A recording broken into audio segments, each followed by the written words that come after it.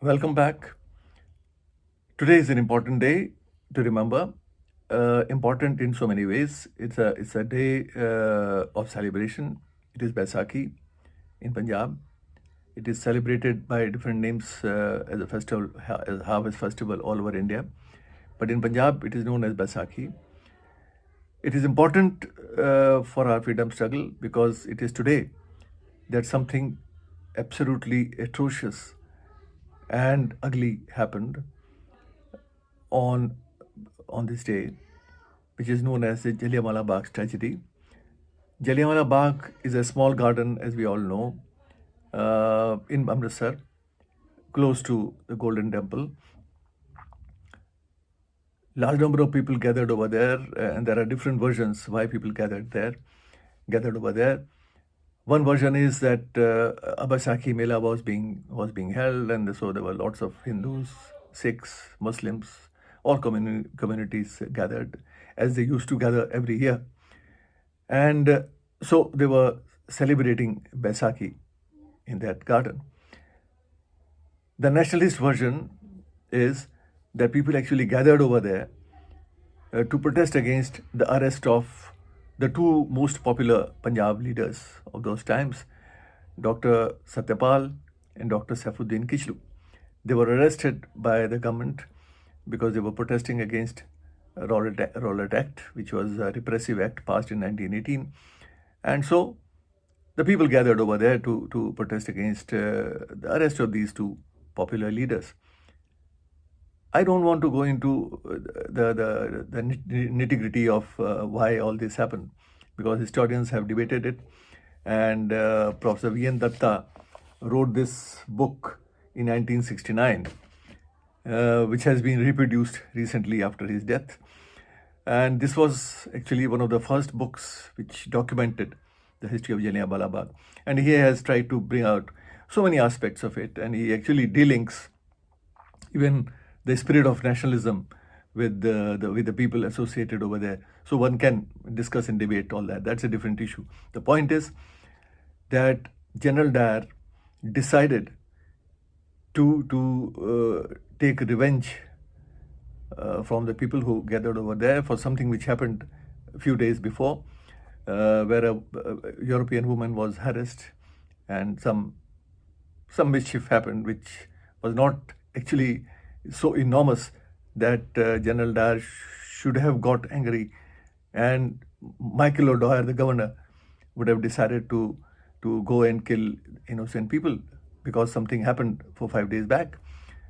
Ultimately, this man decides to come and punish the innocent who were gathered over there, and without warning, he opens fire. There was no space for people to escape, to save their lives. People ran here and there. Some of the people actually jumped into the well, which is still there. One can go and see it. And there are close to 32 bullet marks on the walls, which we can see and which are visible even now, which have been marked. All this happened, and it's a very eerie place when you go and see, and when you imagine that something like this, something so horrible could happen. A violence unleashed by the state, by the government, against innocent people. Now, the importance of this event, a tragedy will remain tragedy, and we will remain continue to remember all those who suffered over there. The importance of this event, of this 1919 event in our history, is that it provided a very fresh life to our freedom struggle.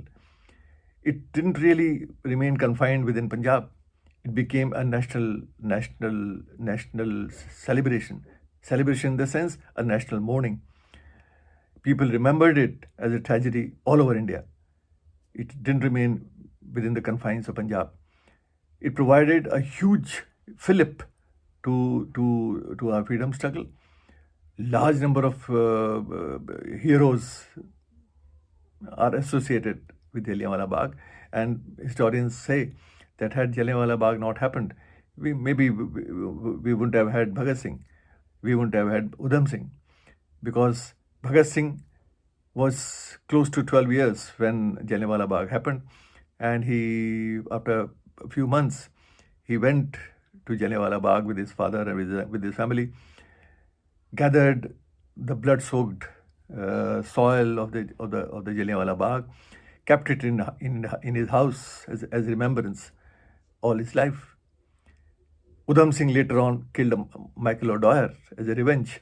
So both of them had some very, very close link with the tragedy that happened, that was unleashed in Jallianwala Bagh. Now, we can also say that it was a tragedy which provided huge fillip to the politics of Mahatma Gandhi himself, because Gandhi had arrived in India in 1915. He had launched his Champaran movement before that, but the Rowlatt Act, followed by the Jallianwala Bagh massacre, provided huge spirit to the non-cooperation movement. The reaction of people all over India was actually catalyzed the non-cooperation movement 2 years later. So it was a huge, it was an event which had a huge impact on the freedom struggle, or the whole fight against the British, which continued till 1947. This tragedy kept haunting us all these years. And so when we remember Jallianwala Bagh today, we need to remember that Jallianwala Bagh was not just the loss of lives. That is it ranges from a few hundred to thousand. There are reports by different historians, but official record says that about 349 or something lives were lost. So these were just numbers, unfortunately. But these numbers do not matter in the long run in history. It is actually the spirit, the immensity of the loss of lives, and the attack on the innocent Indians, which was remembered by people all these years, and that is what is remembered by people even now. Lots of people who survived that tragedy and who are eyewitnesses have recorded their memories, and Professor Datta also used it. So many other historians use that later on, who really described the horrible crime which was committed by Dyer, and who remained unrepentant till the end. And unfortunately, he was held by the British when he went back, and there was a fund created for his welfare in England. So which was even much worse, and people remember it or remembered it throughout the freedom struggle. So Jallianwala Bagh today is one of the most important turning points in our freedom struggle, and it just didn't remain a tragedy. It actually became an event which inspired large number of people to fight against the British. So it was a turning point in our freedom struggle. It was a turning point in the lives of so many people who fought for the freedom of the country. And that's what we need to remember. We need to pay our respects to all those who actually not only lost their lives in Jallianwala Bagh, but who used it as an inspiration to fight against the British and continued their battle till we achieved independence in 1947. Thank you.